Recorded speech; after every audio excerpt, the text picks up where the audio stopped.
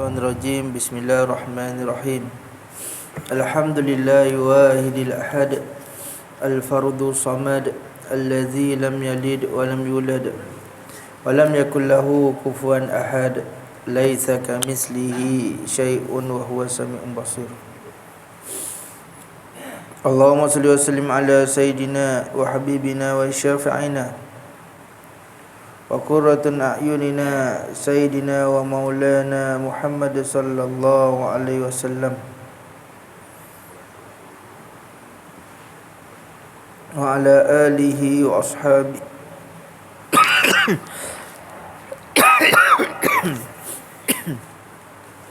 wa ala alihi wa ashabihi wa man tabi'ahum bi ihsan ila yaumiddin. Qala subhanaka la ilma lana illa ma 'allamtana innaka antal alimul hakim. Qala rabbi shrah li sadri wa yassir li amri wahlul 'uqdatam min lisani yafqahu qawli, amma ba'd. Alhamdulillah, bersyukur kita kepada Allah Subhanahu wa taala dengan limpah serta inayahnya dapat sama kita berkumpul pada pagi ini. Mudah-mudahan Allah Subhanahu wa taala memberkati dan merahmati kita semua hendaknya, insya-Allah. Yang saya hormati pengurusi, Tuan Imam serta AJK, hadirin hadirat, muslimin muslimat yang dirahmati Allah Subhanahu wa taala sekalian. Assalamualaikum warahmatullahi wabarakatuh. InsyaAllah kita sambung punya kita kitab Munyatul Musalli, yakni cita-cita bagi orang yang sembahyang. Wa qala musannifu rahimahullah ta'ala wa nafa'na bi ulumihi fi daraini amin amin amin rabbal alamin. Maka telah berkata musannif rahimahullah ta'ala, dan lagi firman-Nya, yakni firman Allah Subhanahu wa ta'ala, ba'udzu billahi minasyaitonir rajim. Qad aflahal mu'minun alladzina hum fi salatihim khashi'un, hingga akhir. Dan firman-Nya lagi, walladzina hum ala salawatihim yuhafizun. Soal mukminun. Jadi hadirin hadirat, muslimin muslimat yang dirahmati Allah Subhanahu wa taala sekalian, maka ayat ni kita selalu dengar.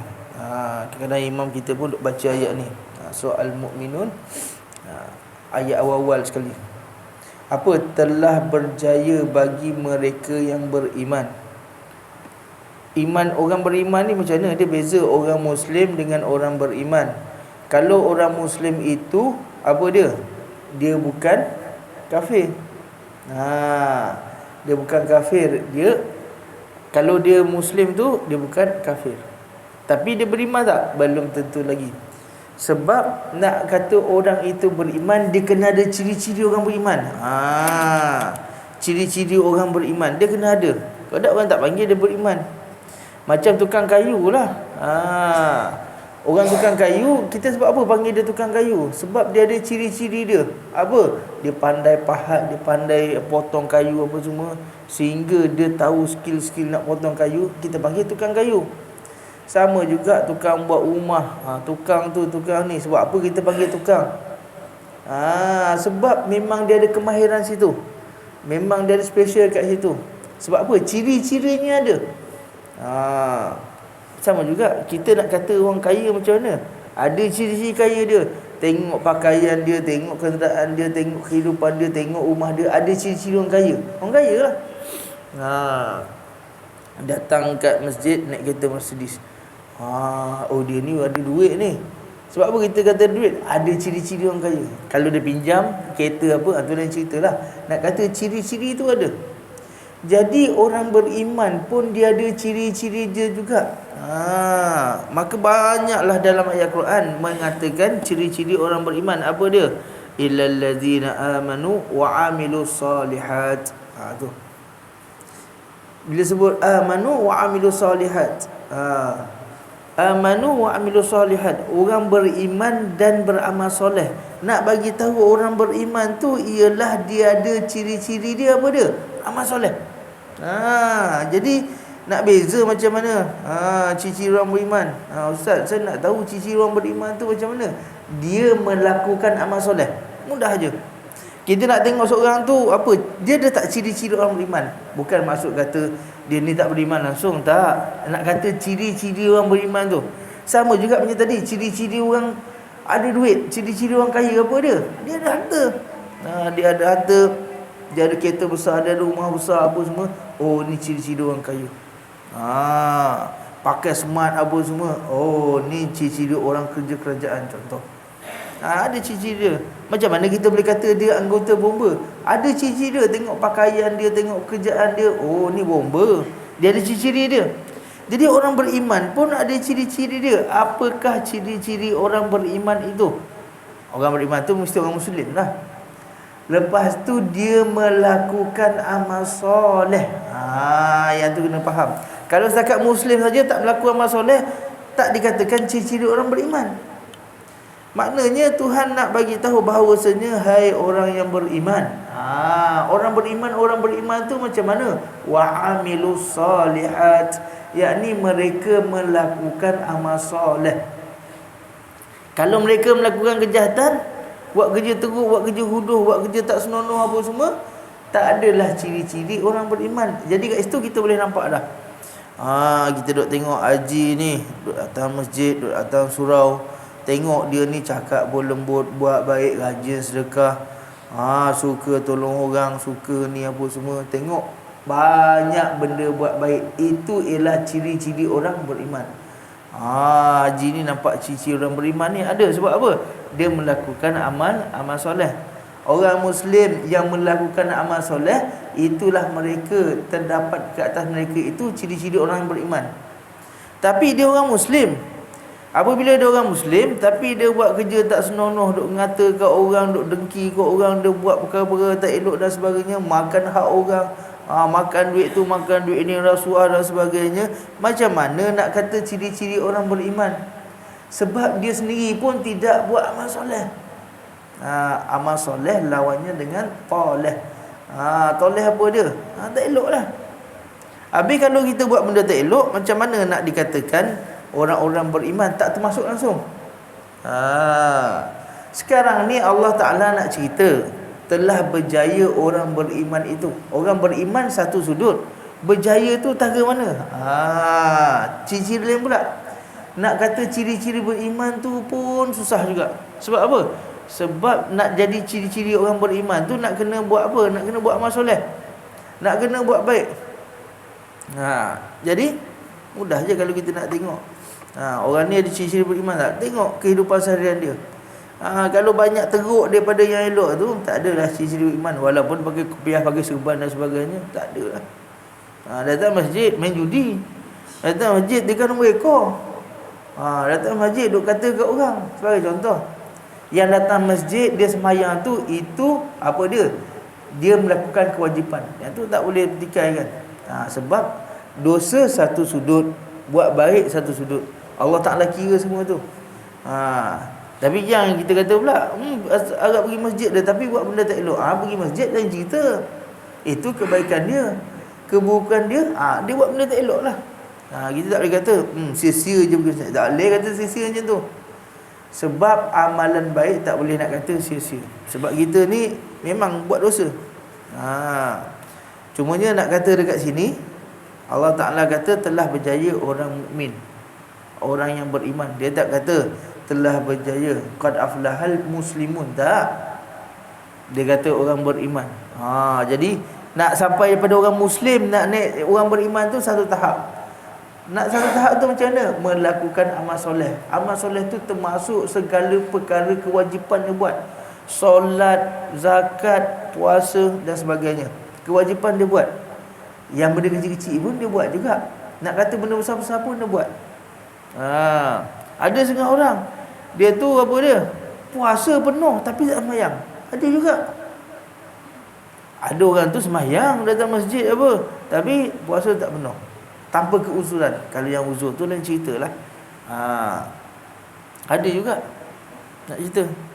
Walaupun dia datang masjid, walaupun dia sembahyang apa semua, tapi dia tak melakukan amal soleh, Amal soleh tu termasuklah perkara-perkara yang wajib kena buat dan perkara-perkara yang sunat, dan sentiasa buat baik. Sentiasa buat baik. Tu amal soleh. Nak kata orang-orang yang beriman. Lepas tu allazina hum fi salatihim khashi'un. Jadi Allah Ta'ala mula-mula nak cerita tentang orang apa? Orang yang beriman. Ciri-ciri orang beriman yang disebut tadi, melakukan amal soleh. Lepas tu pula, orang beriman ni yang dikatakan oleh Allah Ta'ala yang berjaya apa dia? Di antaranya ciri-ciri orang mukmin yang berjaya itu ialah mereka khusyuk di dalam solat. Yang khusyuk dalam solat mereka itu. Okey, jadi Muslim satu tahap. Alhamdulillah, kita ni Muslim. Lepas tu, bila nak jadi orang beriman tu, yang ciri-ciri yang disebutkan tadi tu ialah segala melakukan amal soleh, kewajipan, benda-benda sunat apa semua, naik satu tahap. Contoh tahap yang kedua. Lepas tu pula, orang yang beriman itu nak naik satu tahap yang berjaya pula. Tingkat yang seterusnya ialah mereka khusyuk di dalam solat mereka itu. Apa maksud khusyuk? Maka dekat sini musannif menyatakan khusyuk itu ialah tetap pada anggota dan hati. Tetap daripada anggota dan hati. Setengah orang dia faham khusyuk ni, apa dia? Dia dapat healing, kelazatan dia semayang tu, dia tak rasa apa dah. Itu kurniaan daripada Allah Subhanahu Wa Taala. Yang tu Allah Ta'ala pilih siapa dapatlah. Tapi nak kata khusyuk ni, khusyuk apa? Menetapkan anggota dan hati. Maksudnya apa? Maksudnya bila kita sembahyang, tak perlulah nak goyang-goyang, nak kena tetapkan anggota. Itu daripada segi zahir. Dan daripada segi batin ialah menetapkan hati. Nak dapat khusyuk tu, ada pun segala kelazatan, kenikmatan apabila seorang itu sembahyang, itu daripada Allah Subhanahu Wa Taala. Tapi daripada belah kita ni nak jaga macam mana kita nak dapat khusyuk. Setara kita yang kelebihan Allah Ta'ala bagi tu, tu lain cerita. Tu hanya mereka yang rasa saja yang dapat tahu. Nak cerita pun tak boleh. Hanya mereka yang dapat saja. Tapi nak cerita yang belah kita ni, kita nak buat, nak menyatakan bahawasanya, nak ambil daripada sahut Allah Subhanahu Wa Taala menyatakan orang beriman itu berjaya ialah ciri-ciri dia tak lain tak bukan ialah khusyuk dalam solat. Jadi terjemahan khusyuk dalam solat itu apa dia? Maknanya menetapkan anggota. Sebab tu mazhab kita Asy-Syafi'i, mazhab lain ceritalah. Mazhab kita Asy-Syafi'i, goyang saja gerakan yang besar 3 kali batal solat. Daripada segi hukum fiqh batal. Tapi daripada segi hukum tasawuf, apa dia? Kalau kita tengok benda tu, apa dia? Apabila gerak-gerak banyak, memang hilang khusyuk. Gaul sini, jalan sana sini. Macam mana nak dapat khusyuk? Sedangkan khusyuk-khusyuk itu ialah maknanya menetapkan anggota badan. Setengah orang bangun sami Allah liman hamidah, tangan hayun dulu. Ingat kalau hayun banyak-banyak kali pun lebih daripada 3 kali batal. Goyang banyak batal, melainkan melainkan apa dia? Darurat. Yang tu lain cerita. Orang nak semayang, dia nak semayang berdiri juga. Bila semayang berdiri, apa gigil badan ni, goyang. Tu lain cerita lah. Tu apa, darurat. Ya, goyang kecil boleh. Macam kalau kita gatal kat muka, kita duduk macam ni, gatal kat muka, letak tangan. Bila letak tangan, satu pergerakan. Kalau yang ni nak 100 kali pun tak apa. Ni gerakan kecil. Gerakan kecil dia tak kira langsung. Yang menyatakan batal itu ialah gerakan yang besar. Gatal kat mana? Gatal kat sini. Letak sini. Bila letak sini dah satu pergerakan. Lepas tu jari ni bergerak. Garu. Contoh. Jadi 10 kali pun tak ada masalah. Sebab gerakan kecil tak ada. Melainkan dia darurat. Darurat tak boleh cerita apalah.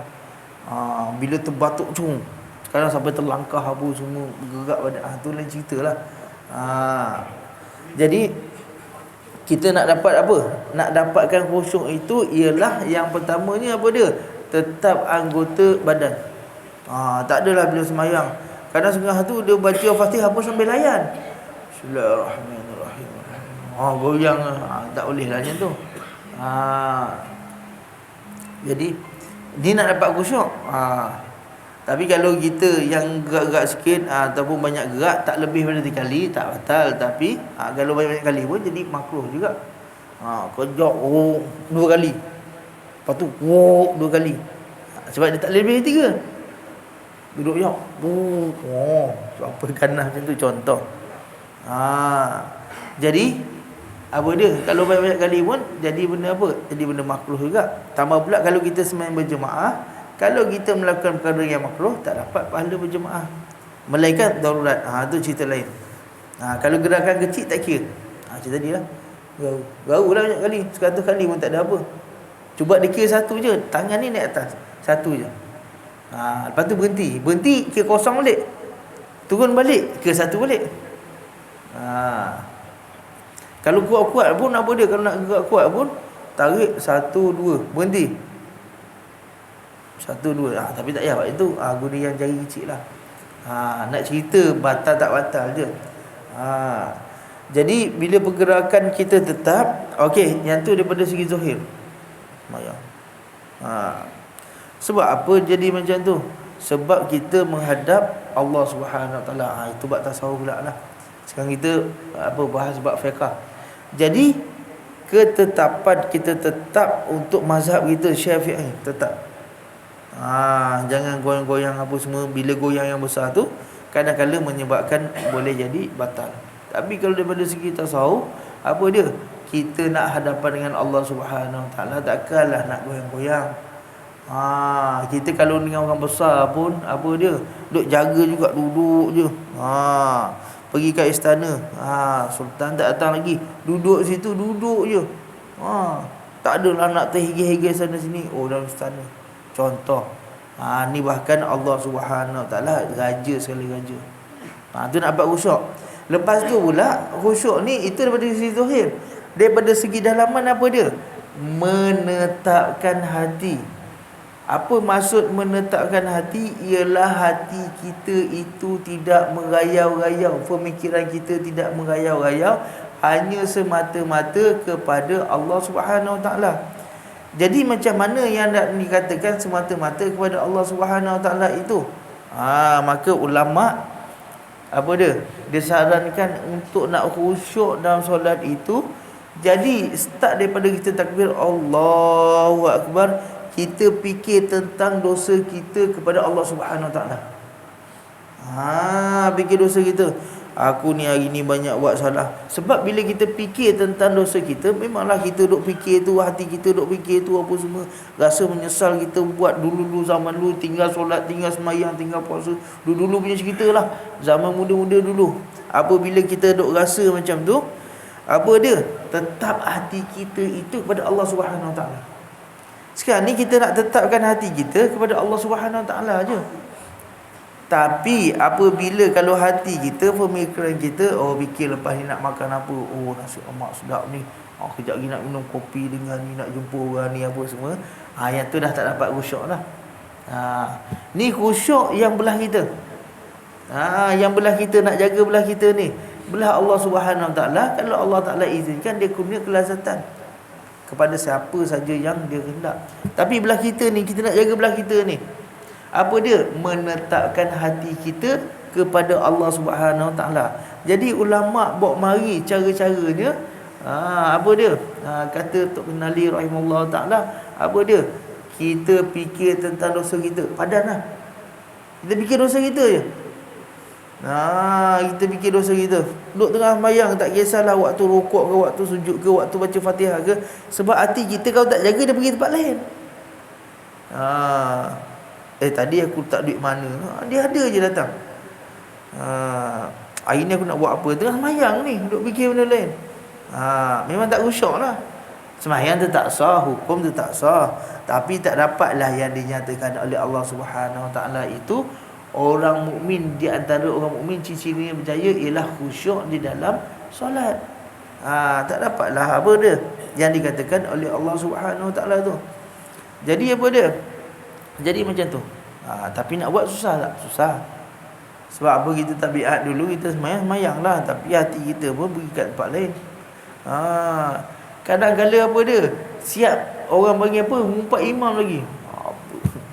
Imam ni baca lambat lah, imam ni lambat. Duk kata tu pula, duk kata kat orang dan semayang tu. Kejap lagi ada orang duk batuk asyum, bentuk kuat. Kita lah apa dia? Dia ni dah tak sihat datang masjid. Duk benda tu. Duk habis sampai habis. Ini orang tak ramai ni. Mana orang pergi? Duk cerita tu duk fikir benda lain. Nak buat macam mana? Susah nak jaga tu. Sebab apa? Sebab ada bisikan syaitan. Tu je. Kadang-kadang benda tu tak fikir pun. Kita duduk saja tak fikir pun. Relax. Saya sambil minum kopi, duduk macam tu, duduk layan gitu je. Tapi bila sembahyang, semua benda nak fikir. Tak itulah nak fikir. Bismillah.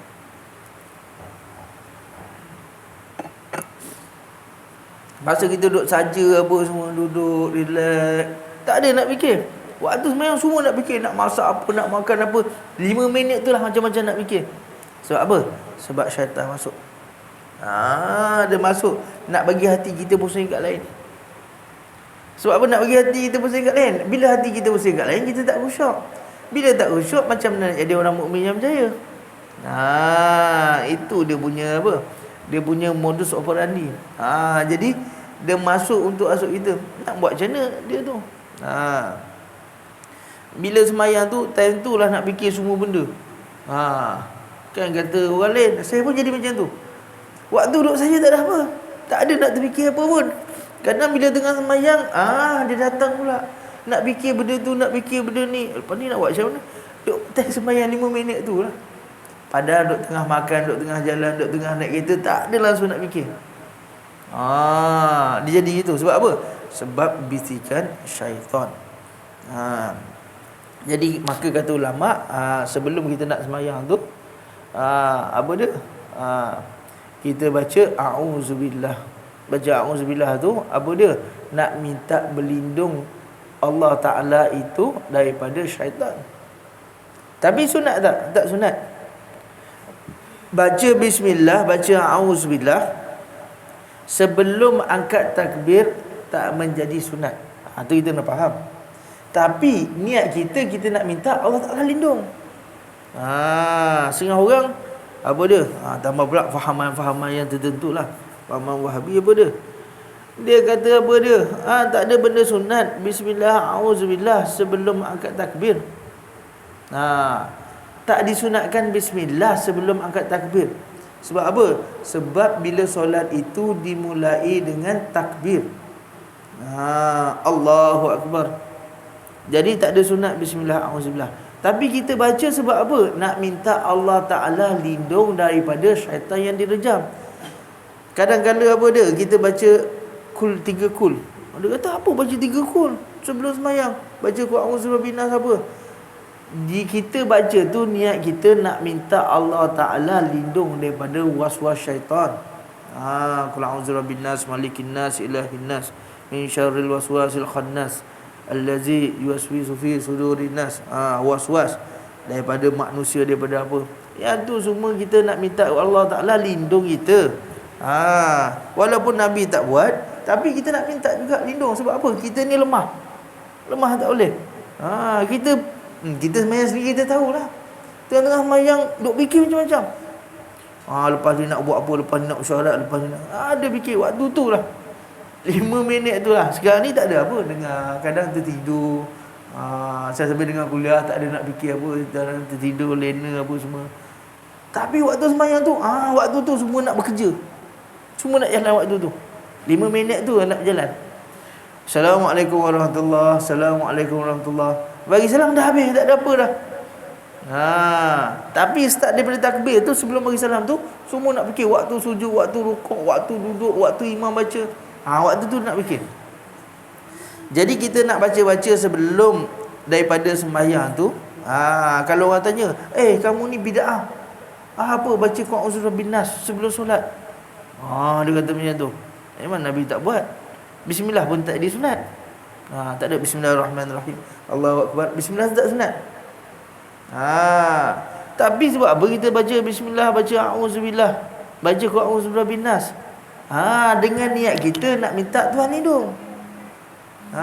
Jadi mudah-mudahan kita baca benda tu, nak minta Tuhan lindung daripada wawas syaitan, daripada gangguan, daripada apa? Sebab apa? Sebab itu dinamakan ayat dinding.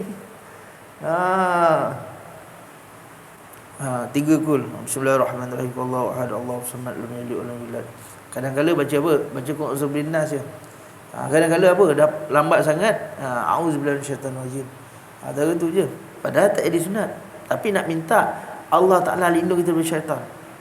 Kalau orang duk kata apa, kamu ni tiba-tiba je ni tak sunat ni, bid'ah ni, pandai-pandai Nabi tak buat. Bagi tahu kat dia, aku nak minta kat Tuhan, suruh Tuhan tu lindung aku daripada syaitan, nak bagi sembahyang khusyuk. Bagi tahu macam tu. Kalau orang tanya macam tu lah. Sebab apa baca qul a'udzu birabbin nas, sebab apa baca a'udzubillah? Nak bagi apa? Nak bagi syaitan tak ganggu. Jadi kalau Allah Ta'ala terima apa yang kita baca tu, maka Allah Ta'ala lindungi kita daripada syaitan. Sebab syaitan ni kita tak terdaya. Kuat alim tengah mana pun tak terdaya nak lawan syaitan. Melainkan yang boleh kawal syaitan tu apa? Allah Ta'ala je. Sebab tu kita nak minta Allah Ta'ala tu lindung kita daripada syaitan. Seolah-olah apabila kita baca a'udzubillah, apa dia? Ya Allah, kau lindunglah syaitan ni, dia nak kacau aku ni, kau tolong ni. Macam kita lah, ada orang nak pukul kita, gangster nak pukul kita, kita panggil apa? Ketua lari kepala gangster. Bos, ada orang nak pukul saya. Siapa? Mana gangster tu? Tu dia duduk kat situ nak pukul. Kau jangan takut, nanti aku settle. Soalan macam tu. Jadi macam tu juga kita nak minta syaitan tu nak ganggu kita, kita tak terdaya dengan bisikan-bisikan dia, kita lemah. Jadi kita nak minta apa? Nak minta Allah Subhanahu Wa Taala. Dengan cara macam mana? Auzubillah. Sebab kita ni lemah.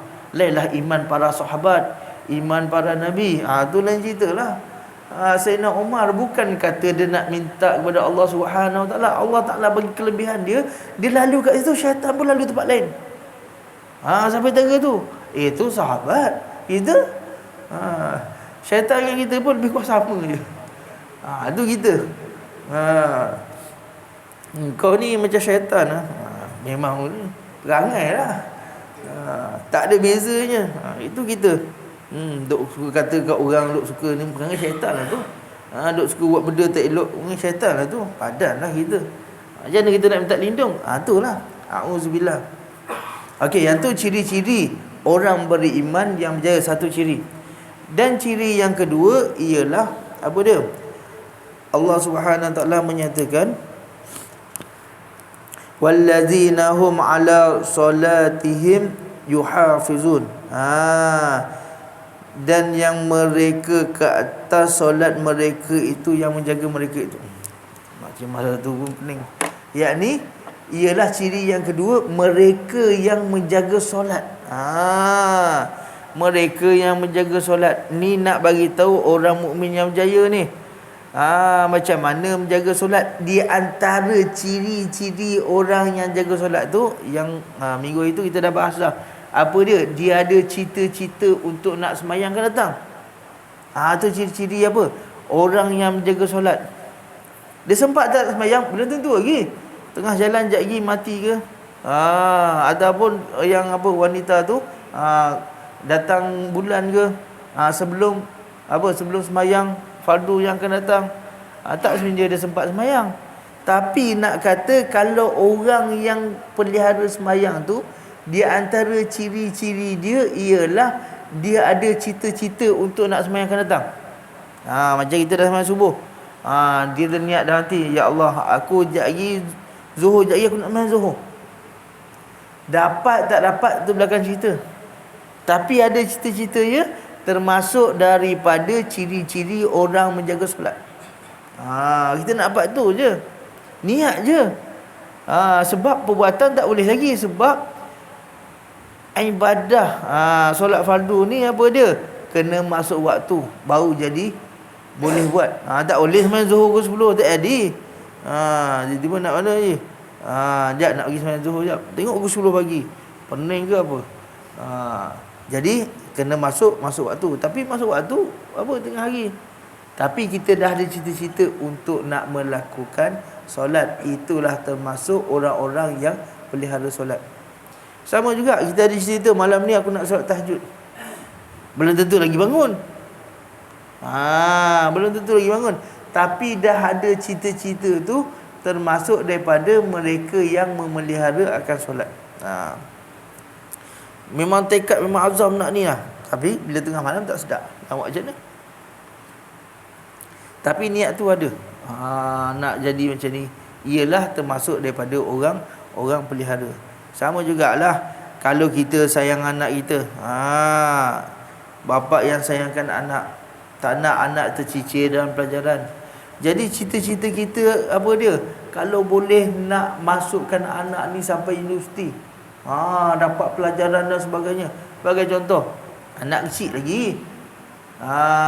Tapi ciri-ciri tu ada tak? Ada. Ciri-ciri kita nak bagi apa? Sayang anak kita, nak bagi anak kita berjaya. Ada ciri-ciri tu.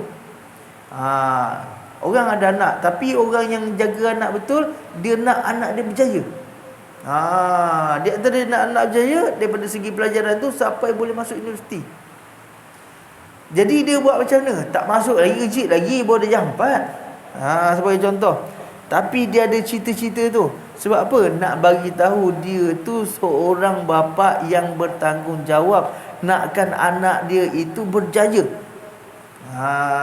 Tapi tak sampai waktu lagi. Tapi dia punya ciri-ciri tu dah ada dah. Dia punya nak jaga anak tu, sayangkan anak dia sampai dia nak bagi anak dia berjaya tu dah ada dah. Tapi belum tentu lagi anak dia masuk universiti. Sampai tahun 5 dah tak nak belajar. Contoh. Tapi dia punya apa? Dia punya cita-cita tu, dia punya keazaman tu, dia punya semangat tu dah ada dah. Sampai tak sampai itu kerja Allah Subhanahu Wa Taala. Sebagai contoh. Begitu juga kalau dinisbahkan dengan solat. Jadi solat tu kita nak lepas ni kita nak sembahyang Zuhur. Kita niat dalam diri kita. Ya Allah, lepas ni aku nak sembahyang Zuhur.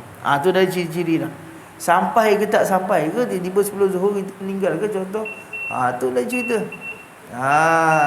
Jadi nak menyatakan bahawasanya itu di antara ciri-ciri orang mukmin yang berjaya. Apa dia? Yang tadi khusyuk di dalam solat dan yang memeliharakan solat. Berjaya. Kalau tak boleh tu belum sampai kerjaan lagi. Kadang-kadang dia tingkat orang mukmin je, daripada muslim dia buat amal soleh naik kepada mukmin saja. Jadi kalau nak berjaya naik lagi satu tingkat. Apa dia? Pelihara solat. Lepas tu pula dalam solat itu ialah khusyuk, yakni tetap daripada segala anggota yang zahir dan tetap daripada segala hati. Nak tetapkan hati macam mana? Ialah hati kita tetap kepada Allah Subhanahu Wa Taala. Jadi ulama sarankan apa dia? Kita fikir tentang apa yang kita buat dosa. Tu je. Jadi bila sembahyang tu fikir, aku buat salah dulu masa aku muda-muda dulu, aku tak solat ya Allah. Jadi aku ada ya Allah ampunlah dosaku ya Allah. Jadi kita seolah-olah kita berkomunikasi dengan Allah Subhanahu Wa Taala. Jadi benda tu tak lagi. Jadi kita fikir kesalahan kita, hati kita ni duduk rasa bersalah, rasa menyesal, maka kita ada cara macam mana kita nak apa, nak tebus balik dosa tu. Dengan lepas ni kita nak qada solat, mana yang kita tak puasa, tak boleh nak puasa, bayar fidyah apa macam-macam lah. Mana kita duk ambil barang orang, kita sedekahkan niat atas nama dia. Kita dulu curi barang orang, kita sedekahkan atas nama dia. Orang yang kita curi pun kita tak tahu. Jadi benda macam tu apa dia? Ada timbul nanti jalan-jalan yang seterusnya. Sebab Allah Subhanahu Wa Taala menyatakan, apa dia? Kalau kamu ingat kat aku ingat dekat kamu. Salah satu nak ingat macam mana? Waktu ni lah. Waktu solat tu. Waktu solat. Lepas tu kita ingat kepada Allah Subhanahu Wa Taala dengan cara kita apa dia? Menyesali apa yang kita buat. Tapi nak buat senang tak? Susah juga. Macam saya ni cakap je, nak buat belum tentu lagi. Sebab apa? Sebab kita menyampaikannya. Kadang-kadang itulah susah juga nak jadi apa? Nak tazkirah, nak ceramah, nak ngajar ni. Sebab kadang-kadang kita bagi tahu kat orang, kita sendiri pun tak buat. Jadi yang tu berat juga. Alah, ustaz duduk cakap je, bukan buat. Kena buat amal soleh, kena buat baik, kena buat. Dia pun tak buat juga. Dia pun teruk juga. Kadang-kadang itulah. Apa dia? Tambahan hebat juga. Tapi sama-sama lah. Nak buat tu susah. Tapi apa dia? Ilmu kita kena sampaikan. Amal tu tara mana kita buat, kita boleh buat. Ramai juga orang cakap apa? Ustaz tu cakap saja je, bukannya buat pun. Duk ngajar tu ngajar ni, dia pun tak buat. Lepas tu pula duk syarah sedap. Buat benda baik apa semua, dia sendiri tak amal dengan ilmu. Duk kata macam tu pula. Tapi tuan-tuan, kita kena faham. Kita kena faham satu benda. Apa dia? Kadang kalau orang bagi tahu dekat kita, orang menyampaikan kita, orang syarah kat kita, ni cakap saja je, tak buat. Seolah-olah pergi belajar ilmu tapi tak mengamalkan ilmu. Siap hadis lagi. Apa nak? Al-ilmu bila samani kasayarin bila samarin. Orang yang ada ilmu itu ibarat pokok tak berbuah. Orang ada ilmu tak beramal ibarat pokok yang tidak berbuah. Sia-sia belajar. Tapi nak beramal dengan ilmu itu, apa dia? Ada ilmu yang kita boleh amal dengan dia. Ada ilmu yang tak boleh beramal dengan dia. Satu ilmu juga. Lepas tu pula ada ilmu yang kita dapat ni ialah benda yang afdal.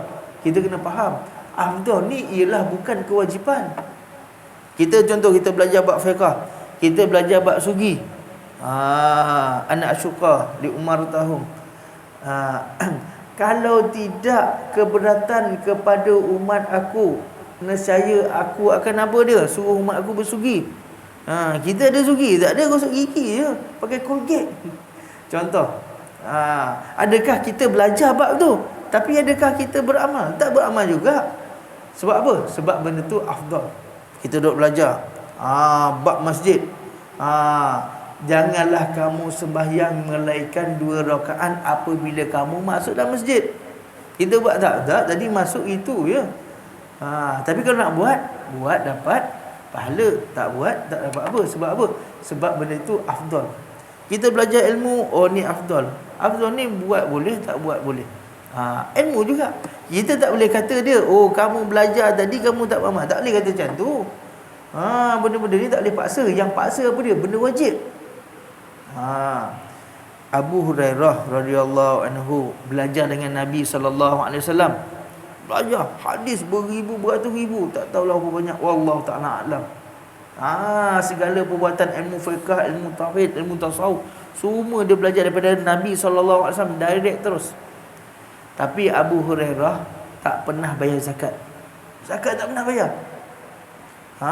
Belajar bab zakat, belajar bab zakat, belajar bab haji, semua belajar dengan Nabi sallallahu alaihi wasallam dengan secara langsung, talaqi.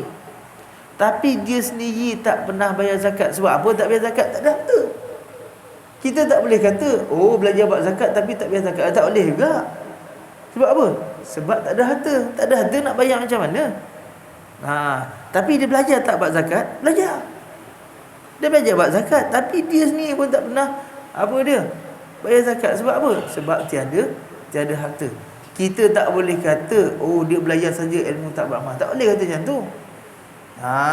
Jadi kalau kita nak kata orang, dia ni ngaji lebih tapi tak buat, kita kena tengok juga benda tu fardu ke, benda tu sunat ke, benda tu wajib ke. Yang tu kita kena faham. Sama juga kalau bahagian-bahagian yang sunat tu, kalau kita dengar syarahan amalan tu, amalan ni dan sebagainya, yang mana kita mampu. Tak boleh kata ustaz tu duk ngajar apa al-azkar, zikir-zikir, lepas tu cara amalan tu, amalan ni, amalan nak hidup, amalan tu, amalan nak jadi kayu, semua amalan dia buat tak? Haram tak buat langsung. Tapi benda-benda tu jadi fadilat saja. Jadi fadilat tak wajib. Bukan apa, kalau kita nak cakap kat orang, jadi kita tengok dulu. Melainkan kalau dia cakap tu benda wajib, dia tak buat, yang tu wajib kita apa? Wajib kita templak dia. Ustaz ni suruh orang semayang 5 waktu sehari malam, dia tak semayang. Tu wajib. Tu wajib kena buat. Tapi kalau benda-benda yang afdal, ustaz tu duk kata suruh bersuri sunnah Nabi, dia tak buat, yang tu tak boleh nak tempelak. Sebab apa? Sebab yang tu afdal. Jadi kalau kita nak tempelak pun, kita nak rak dia, kita nak kata dia, tak kisahlah orang duk syadah kat kita, kena buat macam ni, kena buat macam ni. Tengok benda tu kena wajib ke, benda sunat ke, benda fardu. Kalau benda tu wajib, dia suruh buat dan dia tak buat, wajib kita tempelak. Kau pergi sembahyang zuhur, aku tak sembahyang zuhur lagi, dia pun tak sembahyang, wajib kita tempelak. Tapi kalau dia minta kita, kau masuk masjid ni, solat tahiyatul masjid, jadi dia pun tak buat, tak payah tempelak. Sebab apa? Sebab itu benda sunat. Kita kena beza tu. Masa pun tidak mengizinkan. Wallahu ta'ala alam. Kat sini saya ada buat tabung. Jadi siapa nak menginfak tu, bolehlah. Nanti kita edarkan tabung. Wallahu ta'ala alam. A'udzubillahi samil alim syaitanir rajim. Bismillahirrahmanirrahim. Allahumma aftah alaina futuhal arifina bihikmatika wa anshur alaina min khazain rahmatika wa zakina ma nasina wa alimna ma jahilna bi rahmatika ya arhamar rahimin. Allahumma zidna ilman warzuqna fahman. Amin amin amin ya rabbal alamin. Assalamualaikum warahmatullahi wabarakatuh.